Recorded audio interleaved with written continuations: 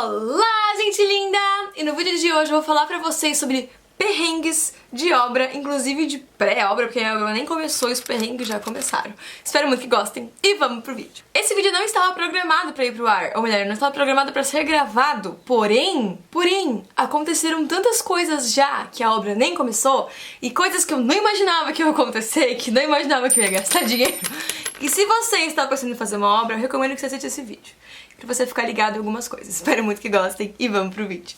Pra quem não sabe, eu vou começar a construir a casa ano que vem, que é a Casa Vila 892. Eu vou deixar o link aqui pra você ir lá seguir o meu Instagram, bem lindo, que tem fotos do projeto, tem fotos da casa, e quando ela começar a ser construída eu vou postar tudo lá. E aqui também tem os vídeos de diário de obra, que eu já contei.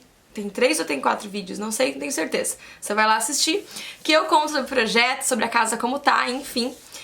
E agora eu vou falar um pouquinho sobre perrengues e coisas que eu não imaginava que despendiam tempo e dinheiro numa obra, sendo que minha obra nem começou ainda.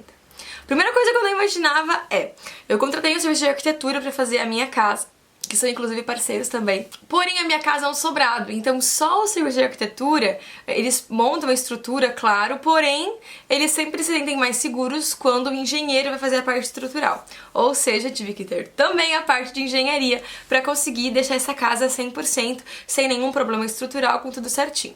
Então, são 2 projetos e 2 serviços diferentes. Graças a Deus eu tenho a Lab Engenharia na minha vida, que é super parceira aqui do canal. Eu expliquei tudo sobre eles, fiz um vídeo bem explicadinho. Se tiver ido pro ar já, eu vou deixar o card. Se não for ainda, quando for, vocês vão receber notificação aqui pelo canal.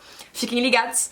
E são 2 serviços separados, então se você tá pensando em gastar um X para um projeto, às vezes esse X se multiplica quando é um sobrado ou quando é uma obra que precisa de uma estrutura um pouco melhor, porque às vezes precisa sim dos 2 profissionais para o serviço ficar 100%. Agora vamos começar, porque eu já estou na fase de começar a ver mão de obra. Então a gente já tá avaliando mão de obra, pedindo orçamento, fazendo todo esse processo. Qual que é o detalhe? Os meus arquitetos me instruíram ao que olhar nas obras na hora de ver. Então é bem importante, e isso a pessoa que vai contratar a mão de obra, ou melhor, a pessoa da mão de obra, ela já te fala. Então ela fala assim, vamos marcar uma reunião, te mostro algumas obras, te mostro uma obra que eu tô terminando, te mostro uma obra que eu tô começando, enfim. É muito importante você ir ver o acabamento das pessoas. Todas as mãos de obras que eu fui visitar, eu gostei muito do acabamento. Porém, o que aconteceu? Eu comecei a olhar o acabamento do meu apartamento, que foi meus pais que construíram. E aconteceu, eu lembro na época da construção que deu um problema com a mão de obra, tipo, eles começaram com uma pessoa, tiveram que pegar outra pessoa depois, enfim, no final tem as 3, 4 mãos que fizeram apartamento. Mas eu começo a olhar e um monte de coisa que a minha arquiteta me orientou pra ver, a minha casa tá toda errada. Então, por exemplo, até então eu achava que meu banheiro tava lindo e maravilhoso. Hoje em dia eu vejo que as fugas do meu banheiro, cada uma tem um tamanho. E isso já tá começando a me irritar. Então isso é uma dica legal se você for ver. E o que chama muito a atenção é o piso, é o revestimento, o piso, enfim. Isso chama muita atenção no acabamento. Então se você for ver uma obra, olhe muito a fuga, olhe o piso, veja se tá bem certinho. Porque eu comecei a ver, tem pessoa... E daí o que é o problema? Eu vou na casa das pessoas e eu fico olhando o piso das pessoas. Eu não sei nem quem fez, eu já fico assim, né? A gente já fica olhando pra ver. Isso acaba um pouco com a sua... Aí você começa a ver defeitos na casa dos outros. Não façam isso. Mas eu já vi casas... Aí eu começo a olhar, eu começo a ver. Eu já vi casas que, por exemplo, o rejunte foi colocado e foi tirado rápido. Então, tipo, tem os pedaços que estão sem. Aí tem um pedaço que tá mais baixo, um pedaço mais alto. Fica desnivelado, aí de longe parece que tá sujo, o pedaço tá mais baixo, sabe? Então é bem importante você avaliar isso muito bem antes de pegar a mão de obra. Por quê? Porque chama atenção, o piso é uma coisa super aparente, é um acabamento, não dá pra ficar trocando o tempo inteiro. Então é muito importante, por mais que tu pague mais caro na mão de obra, que tu coloque um piso melhor, mas vale a pena porque é um negócio que vai ficar pra sempre, ou por pelo menos por uns 10, 20 anos, e você não vai ficar olhando sempre pro teu piso e vendo que a fuga tá torta, ou que a fuga tá uma mais baixa, uma mais alta, ou cada fuga tem um tamanho diferente. Então é importante você olhar esse tipo de coisa. Não que só um perrengue, mas me fez olhar as coisas tudo nas casas das pessoas. Pia também, eu não posso ver pia na casa das pessoas, eu fico olhando as pias.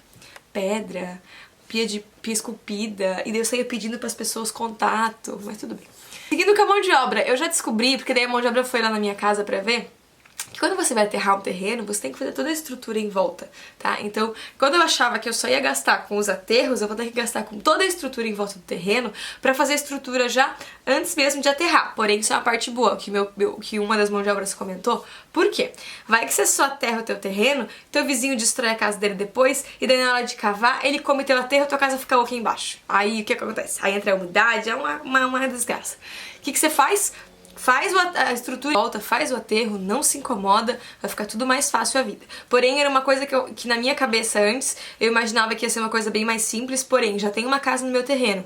Vou ter que fazer trancar toda a água e a luz do lado de fora, fazer a demolição, tirar tudo aquilo, não sei porque na minha cabeça antes eu achava que podia destruir, tacar as coisas e colocar em cima, e não funciona assim.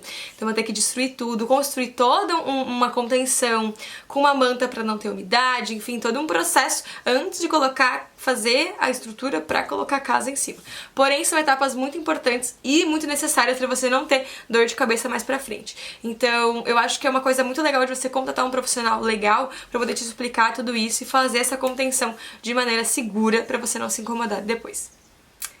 E agora eu vou contar um perrengue que me deixou muito estressadinha. Porém, enfim, é uma coisa que vale a pena você prestar atenção também. Eu já mostrei a planta da minha casa aqui, inclusive nos vídeos tem tudo explicadinho, faço todo um tour, tem até videozinho por dentro da casa, e enfim. A minha casa ela é uma casa pátio, ou seja, no centro da casa ela tem um pátio. A minha casa ela vai ter parede cega atrás e nas laterais. Então os arquitetos criaram o centro da casa um pátio mesmo, daí ali no desenho até colocaram um deck, uma árvore, enfim. A minha casa faz um U. Como eu já expliquei no vídeo do projeto, na minha cidade ela precisa ter um recuo de 4 metros, então a casa foi recuada, porém a garagem, como ela é aberta, a parte de cima tem um recuo de 4 metros. E na parte de cima, esse recuo pode vir um pouquinho mais pra frente, ou seja, ter 1 metro mais pra frente, que seria de marquise, né? Aí não tem problema. Então, a minha garagem, ela foi um pouquinho mais pra frente por conta da marquise, porém, ela não é uma coisa fechada, ela é uma coisa aberta, tá? Então não vai ter paredes nem aqui, ela é aberta, vai ter só o portão lá na frente, enfim. Ou seja, a linha da casa é aquela linha de trás. Eu vou mostrar pra vocês agora como é que funcionou ali o esquema. Somando todos os cômodos da casa, ela tem cerca de 170 metros quadrados. Então, sempre que eu for perguntar pra mão de obra, eles perguntam a metragem da casa, eu falo 170, tudo certinho. Eu fui pedir o orçamento pra uma mão de obra, eu enviei o projeto, assim como eu fiz com os outros, tudo tranquilo, todos os outros falaram 170 metros quadrados, tudo certinho. Aí chegou nessa mão de obra, e a pessoa falou assim: ah, tua casa tem 220 metros quadrados, né? Então o valor fica X.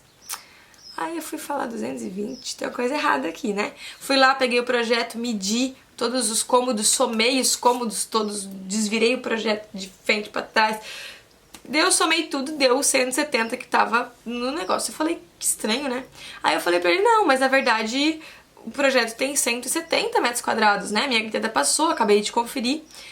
Aí a pessoa falou assim, ó, ah, mas então ela não cobrou o pátio. Ela não contou o pátio.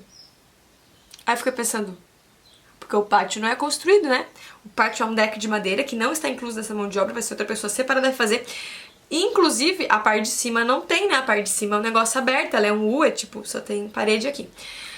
Ou seja, aí eu fui ver como que a pessoa conseguiu chegar nos 220 metros quadrados. Eles pegaram o fundo do terreno, a parte de largura, e multiplicaram pela parte maior, inclusive, que é a parte da garagem, que só tem um pedaço, não a parte menor que pega tudo. Ou seja, ele somou toda essa área aqui, como se a casa fosse o negócio inteiro, e multiplicou por 2. Sendo que em cima tem um pedaço de fosso de luz e o meio também é ar, então não tem nada. Ou seja, a pessoa me cobrou um quadrado, sendo que minha casa é um. Ela queria cobrar pra construir o ar do meio, certo? Fiquei muito chateada na hora, fiquei muito puta. Agora eu tô um pouco mais tranquila, eu já contei essa história pra tanta gente que eu tô até mais calma. Mas, então é uma coisa pra você ficar de olho, porque essa pessoa quer cobrar essa mão de obra e ela tá querendo cobrar um negócio que não existe. Então a minha casa é um U, a pessoa queria cobrar o centro que não tem construção. Então é bem importante que a metragem quadrada seja feita e seja pensada pra você saber disso. Enfim, esses foram os perrengues, espero muito que tenham gostado. Foi um pouco, é só o primeiro perrengue, o primeiro da pré-obra. Eu sei que até o final vai ter vários vídeos desse ainda, mas é uma etapa muito gostosa, tô muito feliz de passar isso tudo e de poder compartilhar com vocês. Espero muito que tenham gostado. Um super beijo, até a próxima. Tchau!